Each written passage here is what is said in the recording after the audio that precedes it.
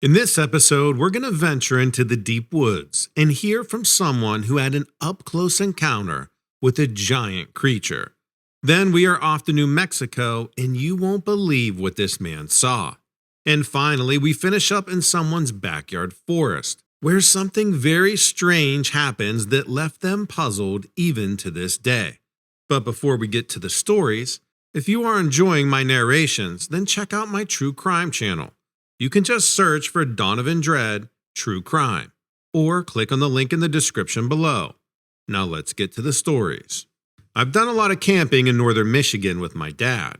My grandma had a lake house up there, and my family would use it a lot in the summer. Once we got to the lake house, we would organize the equipment we would need for a couple days camping trip and load up our frame packs. My mom would stay at the house and hang out with grandma. We would put our mountain bikes in the back of the truck and head off to one of the state forests. We would usually look for a random dirt road that looked good to us and drive into the woods. We'd find a place to park, and then unload our bikes and make our way toward a stream. Then we'd set up camp in whatever clearing we could find. We usually never went more than 10 miles from the truck. This one time we came across an old foundation of a house. We assumed it was for a house, but there was no real road around for miles. It was right on a stream. It was made of these real old-style bricks that you really don't see anymore. And there was a little wooden shack around 20 feet or so from the foundation. It was only 4 or 5 feet tall. There were all these old rusty guns in there, and a lot of equipment like fishing poles and snowshoes and stuff. They looked like they hadn't been used in a very long time and had just been abandoned. We set up our tents upstream from there, maybe like 50 feet away. We caught a few trout and cooked them for dinner on our Coleman stove we had. I remember it being so incredibly dark. There was no light pollution at all. My dad showed me so many things in that night sky. Before we could go to sleep, we made sure to secure all of our food from any possible bears, or any other animals for that matter. We tied up the food in bundles and hung it about 15 feet or so in the air over a branch. Then we got ourselves secured in the tent and laid down and listened to the bullfrogs. I was almost asleep when I heard my dad startle and sit up. The bullfrogs weren't singing anymore. It had gone completely quiet except for some grunting and huffing sounds coming from across the stream. Now my dad was a pretty avid hunter, and he said it was probably a deer or an elk, or possibly a bear. We had seen all of those things before on our trips. My dad didn't think it was too close to us since the sound carries pretty far. We kept hearing it throughout the night, off and on, but the sound started getting more like heavy growls, along with deep huffing and grunting. Every once in a while, there'd be a loud howl, and sometimes the howl would escalate to a really blood-curdling level of loudness. To me, it sounded extra strange and not familiar. My dad loaded up his 20-gauge shotgun, and I got my small game one ready to go, just in case. I'd been practicing a lot with it, but this was the first time I'd brought it on a trip. I felt apprehensive, but kind of excited. I guess we eventually fell asleep for the night. When we woke up, it was quiet, but there was this stench like rotting meat in the air, kind of like a dead animal. We figured maybe an animal had died, or we could smell it on the wind. We had encountered coyote kills sometimes in the past that smelled similar, so we really didn't think much of it. It was extra early in the morning, right about sunrise. We got out of the tent and there was this loud sound of flies. My dad thought maybe there were flies around our food bags hanging in the tree. He walked over to the food and stopped dead in his tracks. About 10 or 15 feet behind our tent was a big chunk of a deer carcass. The flies were going to town on it. Then about 20 more feet away, next to the stream, we see something hunkered over, feasting on something. I swear it had a man-like body, but with a head of a canine. To me, it looked like what I'd imagine a werewolf to look like. I guess it sensed us because it stood up on its back legs and turned around. I've never been so scared in my life. It had to be at least 7 feet tall. It looked directly at us, and then it bared its teeth. It had a huge mane of fur around its neck, and it was gripping a big chunk of meat in its claws. The snout looked like a wolf's snout. I wanted to run, but something told me that wouldn't be a good idea. The thing took one step toward us. My dad lifted his gun and pointed it. The thing paused and seemed to know that it didn't have a chance against a firearm. Then my dad whispers to me to walk backwards towards the tent. I felt paralyzed, but I finally managed to move. My dad fired off a warning shot and the thing took off running so fast. We hauled ass back to our bikes and left. We all left our stuff behind. It wasn't worth it taking a chance on packing it up. We got to the truck and drove to the ranger station to report it. I just remember the guy looking at me, then my dad, and then shaking his head slowly. You could tell he was spooked, but he didn't know what to say. We never did find out what the hell it was. That was years ago, and we still talk about it. We tend to camp in less remote spots now, though.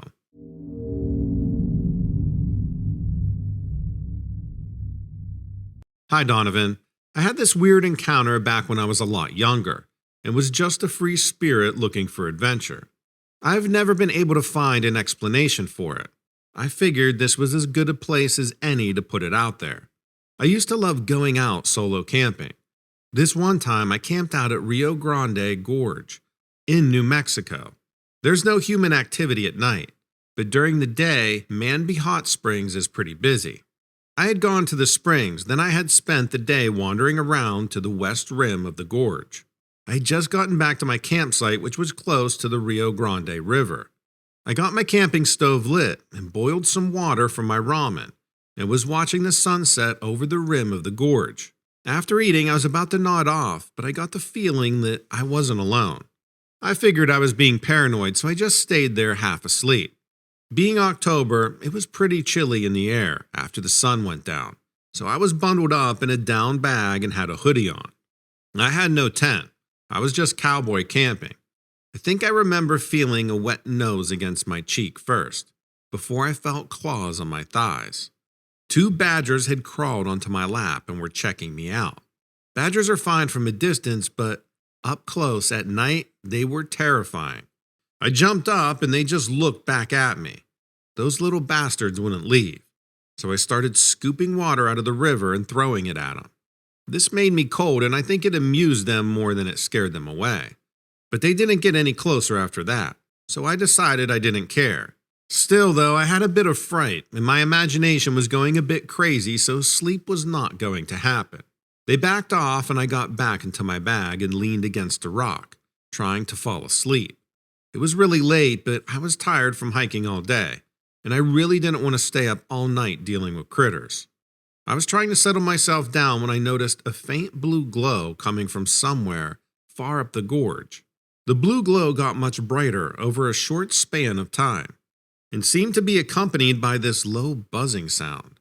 It was a weird blue, not white blue like moonlight, but bright blue like emergency lights. It was kind of like the color when you're underwater swimming in a pool at night. I was pretty interested by this point, and already freaked out by the badgers. But I brushed it off. The glow seemed to be slowly getting closer, and the buzzing was getting louder. The blue never got any brighter, but it seemed to get clearer. It's hard to describe because what happens next dominates my memory of the next several minutes so strongly that I'm not sure what happened right before it came around the bend in the gorge. What I saw was a wall of blue light moving between each of the walls of the gorge, but I couldn't tell if it ended with the river water or extended into the river. The buzzing was definitely coming from the wall of blue light, or slightly above it. I had no clue what was happening, but I had a feeling that I should get out of the gorge before it got much closer. I grabbed my gear and threw everything into my backpack, and went along the river until I got to the bridge across the river. I had no car because a friend had driven me up from Albuquerque and dropped me off. I got to the bridge and there was this old man on a horse.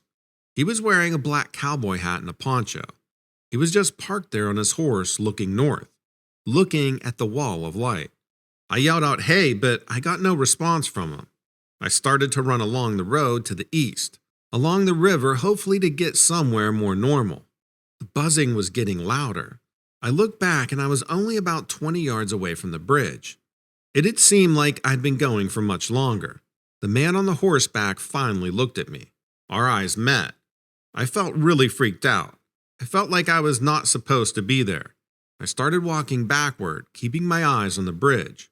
The wall of light had kind of gone around the corner to where the canyons intersected. I couldn't exactly see it directly anymore. I was fixated on this old man on horseback and trying to fight my urge to turn my back to him and run away as fast as I could. I saw him raise a hand and hold his palm out to the light. It stopped immediately. The buzz faded away, and the stream of blue light shot up into the sky. I looked back and the old guy had disappeared. I mean, is it possible that he just galloped out of there on his horse and shot up the steep canyon on the other side of the bridge? But that seems unlikely. It was like he just disappeared into thin air. I walked about 5 miles that night and finally hitched a ride back into town and checked myself into a motel in the early morning. I don't know what I saw that night. I don't really believe in UFOs or supernatural stuff, but that was incredibly surreal.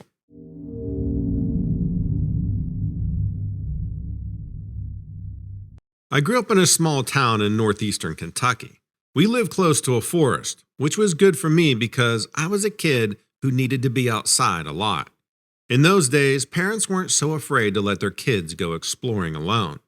I spent a lot of my days in that forest. I can still remember which were the best trees for climbing, and I got to know a lot of different types of birds in that area. I was around 12 years old, and I was spending a whole lot of afternoons in the forest. Sometimes I would go exploring with my best friend, but the day I'm talking about, I was alone. There was a hill behind our house that was pretty steep, and there was an old orchard up there that my grandpa had planted back in the day. I would walk to the top of the hill and get a view of the boundary of the woods, and I would pick a spot where I wanted to walk in. I never really went far, but that day I decided I wanted to go further. I wasn't carrying much with me, and I hadn't told my mother I was going anywhere far. I always felt plenty safe in the woods, even though there were some black bears in the area.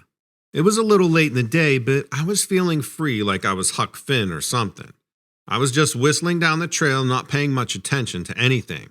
I must have gotten about an hour walking distance from home. It was a little later than I thought, and the sun was starting to set, and I was getting hungry. So I decided to go off the main path and take a faint trail that seemed like it would be a shortcut. But it started getting dark fast, and I was wandering in the twilight, and the surroundings didn't look familiar to me at all. I started to feel uncomfortable and got jumpy whenever I would hear a branch crack. It didn't take me long to realize I was pretty much lost. I started to feel panicky and I couldn't fight down the adrenaline. My instinct was to start running, but I forced myself to focus and try to get my bearings. It started to feel hopeless though. I had no idea where I was. I started to walk around aimlessly, hoping to find the main trail. After what seemed a long time, I looked ahead and I saw this small figure standing about 30 feet in front of me. The size of the figure told my brain that it must be a small child. But as I started walking toward it, I saw it had a long, slender neck and really pale, scaly skin. The eyes that were looking at me were deep red. The figure turned and ran off. In my state of mind, I was convinced it was just a small child, maybe an albino or something. I was desperate to get home, so I chased after it, hoping that they would lead me out of the forest. One minute I was running, and the next minute the ground under me disappeared. I had this horrible feeling of falling. It felt like a nightmare where everything was happening in slow motion. Then I landed and just laid there in pain for a while.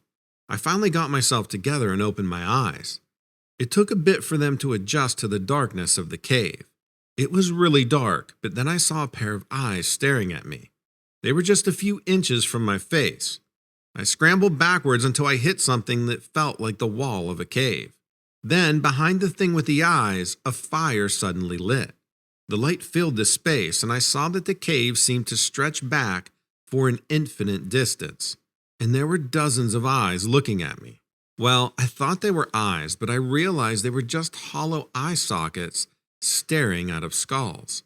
And the mouths of the skulls were hanging open like they were gaping at me. I just stared at them. I wasn't able to move or scream. I could hardly breathe.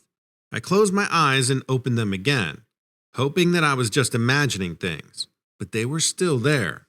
It looked like they were starting to move, but then I realized the flames flickering were just making it look like that. But I was in a real panic and felt like they had all come a step closer to me, and I felt totally surrounded. There was no sound. Even the fire was silent. I started feeling dizzy and thought things were grabbing at my hair and clothes. I was trying to fight the fear, but I felt paralyzed. And then I guess I just passed out. When I opened my eyes, I was laying on the forest floor in a place that I recognized, not too far from my house. I jumped up and ran home like a maniac. I had no memory about how I gotten back out of the cave. My parents questioned me since I was obviously traumatized. I couldn't bring myself to say anything except for that I'd fallen into a pit, and it had freaked me out. I tried to forget about it, but I kept dreaming about those eyes staring at me. And I swear one night when I woke up, I saw the face of that child looking at me through my window. But somehow I could tell that she was dead. To this day, I still don't know what I stumbled into. Some kind of haunted mass grave, maybe. It took a very long time before I ever went into the woods again. And I never went alone. And I always came back before dark.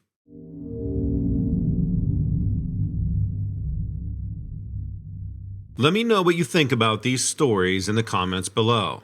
Also, make sure to check out dreadsarmy.com, where you'll find all of my stories and multiple strange and weird news posted every single day. If you want to be part of the discussion, check out the forums on Dread's Army. We also have a Facebook group so you don't miss out on any updates. Thanks and take care.